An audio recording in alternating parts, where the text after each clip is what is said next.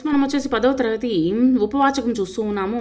Telangana government second language చదివేటువంటి వాళ్ళ కోసము అరిగే రామస్వామి అనేటువంటి స్ఫూర్తిదాతల గురించి తెలుసుకుందాము. స్ఫూర్తి ప్రదాతలు సమాజంలో అట్టడుగున పడి ఉన్నటువంటి పీడిత తాడిత నిమ్న జాతుల ప్రజల సముద్ధరణకై కంకణం కట్టుకుని వారిలో వచ్చేసి చైతన్యం కలిగించడానికి అహోరాత్రులు కృషి చేసినటువంటి దీనో జనోద్ధారకుడు, గొప్ప సంఘ సంస్కర్త, దేశభక్తుడు అరిగే రామస్వామి. ఆనాడు నిజాం నిరంకుశ పాలనలో ప్రజలకు ఏ విషయంలోనూ స్వేచ్ఛ లేదు. ఇక ఆ రోజులలో వెనుకబడినటువంటి తరగతుల ప్రజల పరిస్థితి మరింత దుర్భరంగా ఉండేది. హిందూ సమాజంలో అంటరాని వారుగా అణిగి ఉన్నటువంటి వీరి మీద పలుకుబడి గల వర్గాల వారు ప్రభుత్వ ఉద్యోగులు దౌత్యాలు చేయడమే కాక అనేక గ్రామాల్లో వారితో వెట్టి చాకిరీ చేయించుకోవడము ఆశాజ్యోతిని చూపించినటువంటి ప్రముఖ హరిజన కూడా జరుగుతుండేది. అజ్ఞానంలో కరుగుగట్టినటువంటి మూఢాచారాల చట్రంలో చిక్కుకొని నలిగిపోతున్నటువంటి పీడిత ప్రజానికానికి ఆశాజ్యోతిని చూపించినటువంటి ప్రముఖ హరిజన నాయకులు హైదరాబాద్ సంస్థానంలో ఆనాడు ముగ్గురున్నారు. వారిలో ఒకరు అరిగే రామస్వామి, రెండో వారు భాగ్యరెడ్డి వర్మ, మూడో వ్యక్తి బిఎస్ వెంకట్రావు. రామస్వామి 1895లో సికింద్రాబాద్లోని ఒక నిరుపేద హరిజన కుటుంబంలో జన్మించాడు. కొద్దిపాటి విద్యాభ్యాసం తర్వాత రైల్వే ఆడిట్ ఆఫీస్ బాయ్గా జీవితాన్ని ప్రారంభించి పలు రకాల ఉద్యోగాలు చేశాడు. ఆయనకు చిన్నతనం నుండి ఆధ్యాత్మిక చింతన అధికం అనమాట. 1912లో భూమానంద శ్రీ మందపల్లి హనుమంతరాజా యోగీశ్వరుల ప్రభావానికి లోనై వారి శిష్యుడైనాడనమాట. ఆనాటి నుంచి సంపూర్ణంగా శాకాహారి అయి గురువు అడుగుజాడల్లో సమాజ కళ్యాణానికి కృషి చేయనారంభించాడనమాట.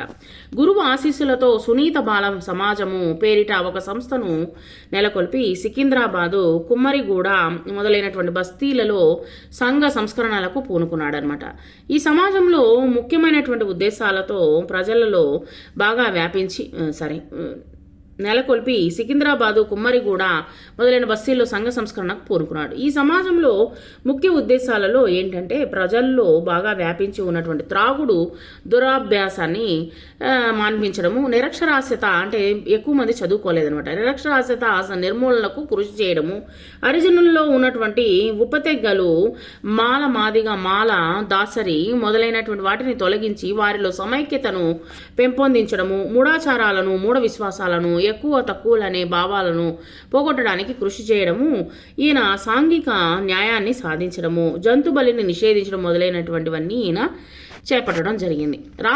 రామస్వామి హరిజనులలోనూ ఇతర వెనుకబడినటువంటి తరగతుల వారిలోనూ ఈ ఉద్దేశాలను బాగా ప్రచారం చేసి కొద్ది రోజుల్లోనే సికింద్రాబాద్లో కొన్ని వర్గాల వారి